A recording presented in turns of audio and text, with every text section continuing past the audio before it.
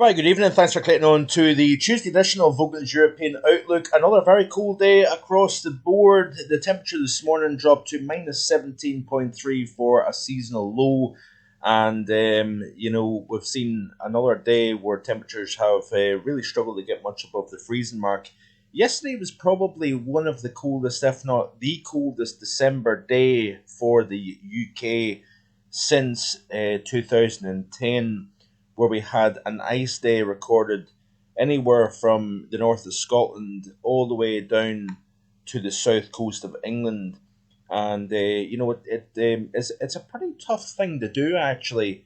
And I think what's even more impressive about this is the lack of snow cover. The difference between 2010, and there is comparisons now starting to kind of take hold with regards to 2010. I think 2010 is in a league of its own. If I'm being honest, I don't really think this is a 2010 in terms of the intensity and whatnot.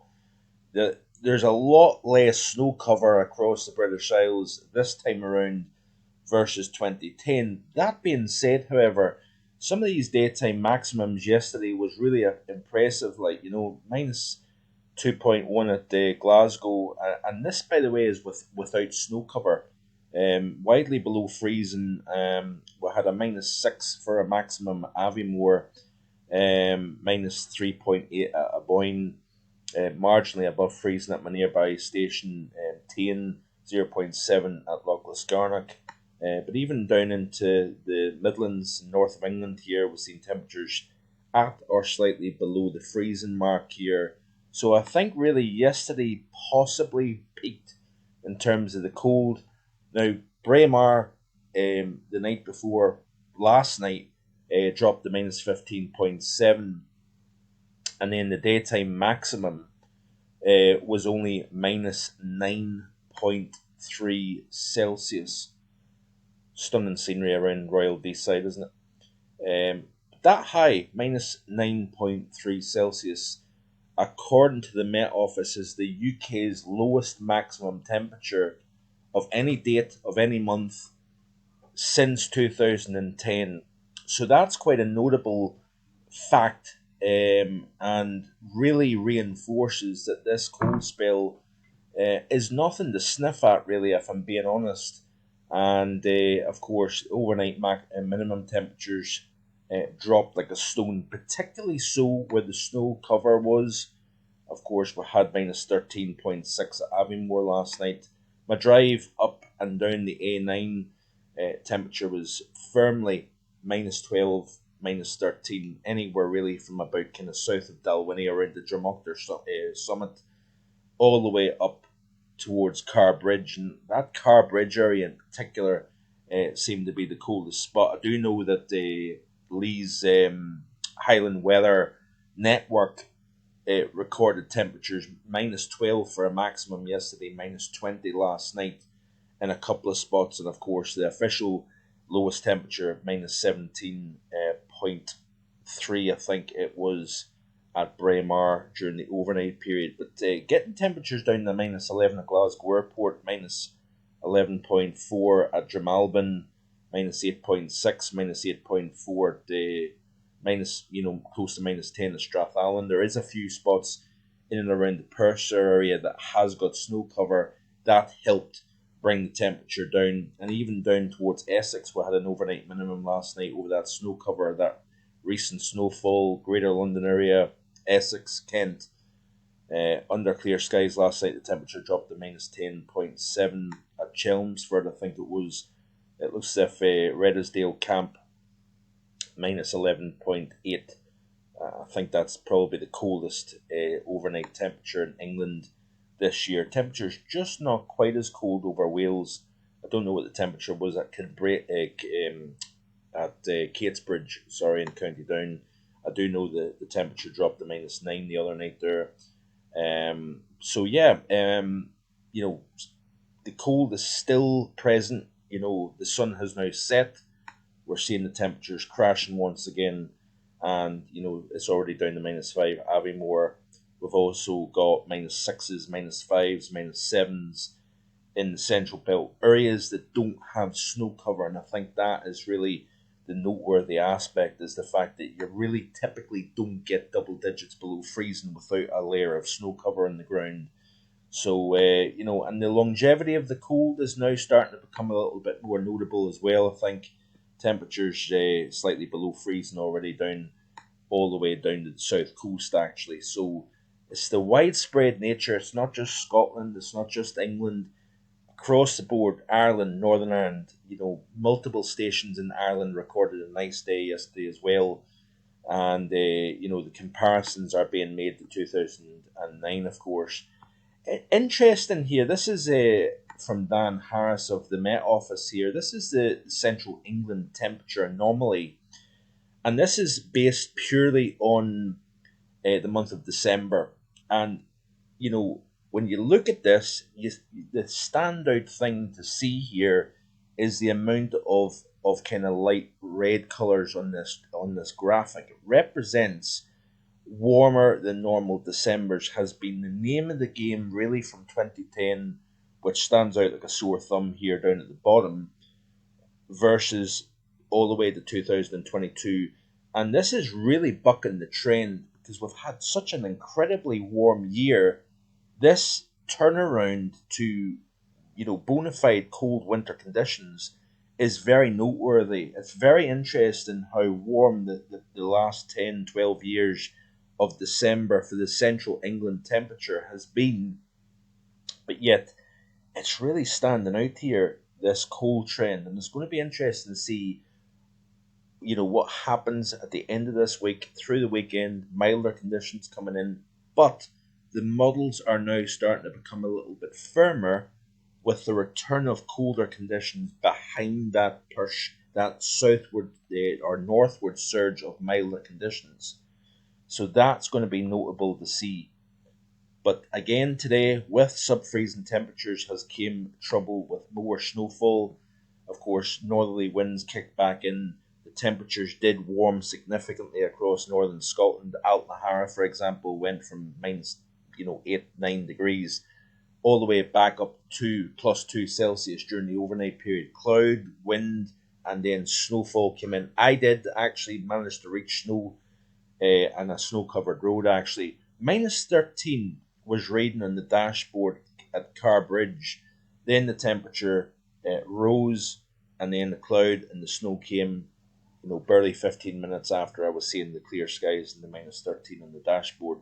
But this was the scene just south of Inverness earlier today. Pretty nasty road conditions. I do know there was a serious accident at Balhaldy near Dunblane earlier on. I think it was a multi-vehicle accident. So of course not good to see or hear about, of course. And of course we're going to have a look at the GFS, and you can see here the current situation, continuing to see this area of low pressure spinning away, trapped beneath the block across Greenland and across the North Atlantic. You notice here in the next frame, we'll see that area of high pressure, go all the way to 1064 millibars. Very impressive area of high pressure, of course. Got an area of high pressure over Scandinavia, over Norway at least. Temperatures down to the mid to even high minus 30s last night across Sweden, knocking the door of minus 40 actually. We're starting to cool Europe, which is going to be worth paying attention to, I think, as well. But as we play through the loop here, we've got, of course, a continuation of winds coming down from the north, reinforcing that chilly theme. Probably more double digits below freezing tonight, especially where winds are lighter. Skies are clearest, of course. Snow shower activity primarily across the highlands in the north.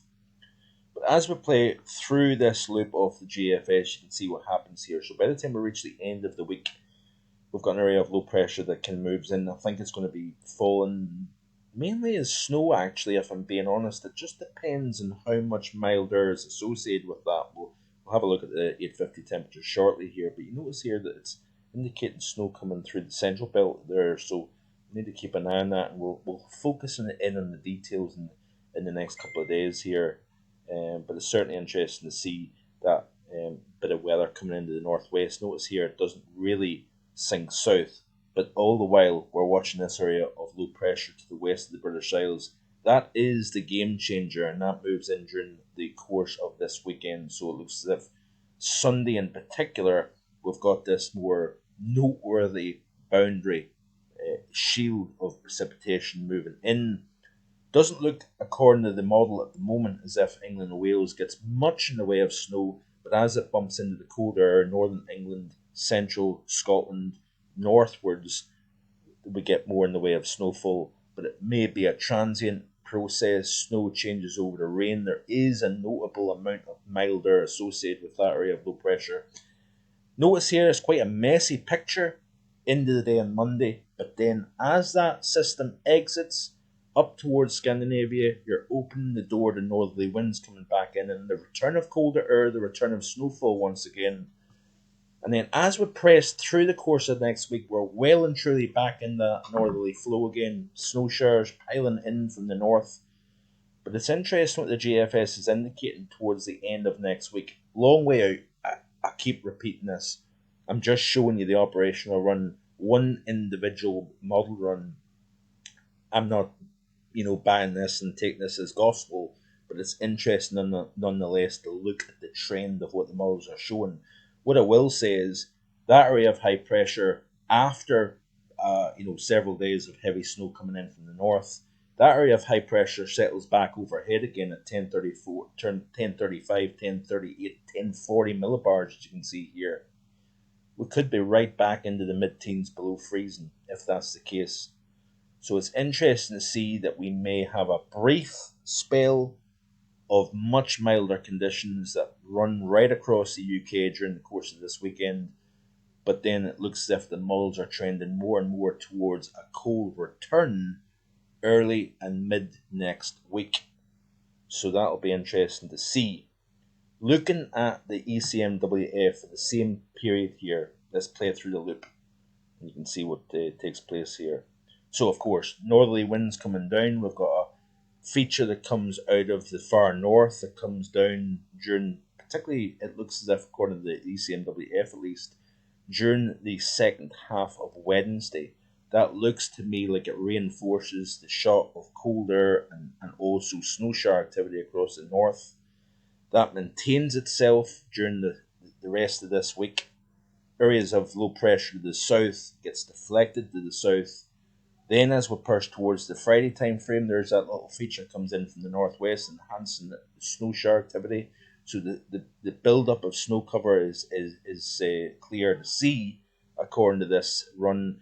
Then, of course, it's all eyes on that feature over the Atlantic. Eventually, that moves through. Notice here that the ECMWF has more snow associated with that over England and Wales as opposed to GFS. So I think the ECMWF is seeing more cold air in place ahead of that system coming in. Then we'll see more snow breaking out. Then that energy all runs across the British Isles. Same idea as the GFS. It has more cold air and northerly winds coming down with high pressure extending from the Azores all the way up towards Greenland here. Very interesting to see, of course. Looking at the 850 temperatures real quick, because as always I'm running out of time. You can see here as we play through the loop, there's that reinforcing shot that we've got at the moment with snow showers coming in from the north. And then as we push towards Friday, we've got that little feature that comes in, less cold air associated with that. And then as we push towards the Saturday, particularly Sunday and the Monday time frame, we've got much milder conditions coming in over top of that cold air. So at 850, temperatures are warmer than they will be, within the lowest 1,000 feet of the atmosphere. So it'll be interesting to see how the precipitation pans out. And then there's that secondary surge of cold air that comes in on the back side. Looking at snow depth here, and particularly so for the British Isles, you can see here as we play through this loop, snow cover continues to expand. We've got sporadic areas of snow across the British Isles through the course of the next several days. Snow cover increases, if you notice here, over particularly the northern half of the British Isles. Then snow becomes a little bit more expansive with that system during the weekend. Then it shrinks back to Scotland once again. Then it re-establishes itself, if you notice here, during the second half of next week. So that's it for today. Thanks for watching. Please Like, share, and subscribe. See you again tomorrow with more. Bye for now.